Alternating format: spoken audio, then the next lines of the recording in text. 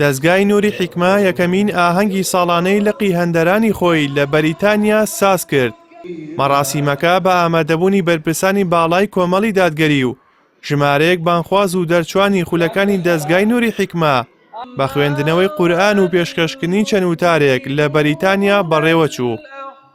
بەهۆی سەرقاڵی خێزانە کوردیەکانی ئەوروپا لە ناردنی منداڵەکانیان بۆ مزگەوت، بڕیاریکردنەوەی لقی دەستگاکە لە ساڵی 2021ەوە دراوە و لە ساڵی 2023 بە فەرمی لە بەریتانیا دامەزراوە کە مەبەست لێی فێرکردنی زانستەکانی قورئانی پیرۆزە. بڕیار لەسەرەوە درا کە هەوڵ بدرێ لقێکی نووری حیکمە بێنرێ بۆ هەندەران لە دیدارێکی گشتی بانخوازانە لە شاری وەڵبرابتن ڕاگەیەنرا. ئەلحەمدوللا ئەمە یەکەم کۆبوونەوەی ئەو لقەیە کە بۆ بەخشینی دیاری بە مامۆستاکان و بە قوتابیەکان و کە تەمەناکەین ئینشاءڵڵا چالاکی باشتریان و چاکتریان هەبێ بۆ لەمە دوای خوای گەورە لە هەموو لایەکی قبوڵ کات.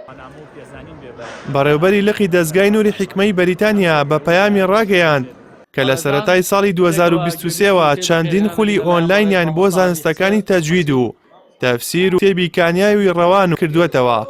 نزیکەی 50 قوتابی کوردی نیشتەجێی وڵاتی ئەوروپا بەشداریان لەم خولانەدا کردووە کە لەلایەن 15 مامۆستای پسپۆڕەوە وانەیان پێوتراوەتەوە.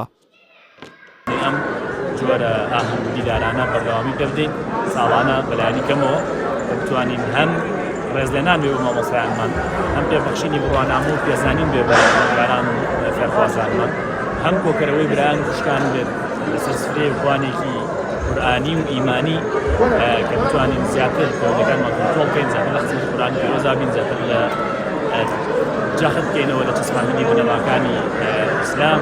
بەشداربووی دەستگای نووری حیکمە لە ساڵی 2023ەوە من خوێندکارم لەلایەن و دەورەکانی فێربوونی تەجوید و تەفسیر و خولی کانیاوی ڕەوان و مامۆستایەتی ئەم خولانەم بینیوە. سوپاس بۆ خوای گەورە کە وەکو دانیشتوویەکی دەرەوەی وڵات و دووری لە کوردستانەوە ئەم خولە ئۆنلاینە بۆ بە ڕێگایەک کاراسانیەک بۆ ئێمە و سوپاسی بەرپرسان و لێپرسراوانی دەستگاکە ئەکەین کاراسانێکی باشیان بۆ ئێمە کردبوو. لە کۆتایی ئاهەنگەکەدا بە مەراسیمێکی ڕێزلێنان و بە ئامادەبوونی بەرپرسانی کۆمەڵی دادگەری بڕوانامەی بەشداریکردن و خەڵاتی ڕێزلێنان بەخشرایە قوتابیە سەرکەوتووەکان و مامۆستایانی خولەکان.